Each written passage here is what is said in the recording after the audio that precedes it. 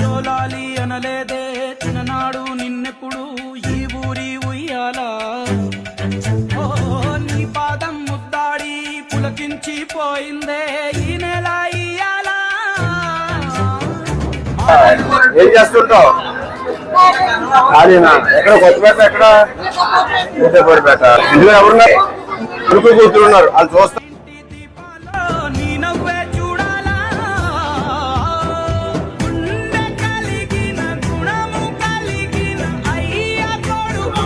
బాగుందా? ఎక్కడ మీది? ఎక్కడమ్మా? ఎలా తెలిసింది నీకు ఇది? ఎలా అంటే ఇక్కడ ఎలా ఓపెన్ అయిందని తెలిసిందా? తెలుసుకుని వచ్చావా?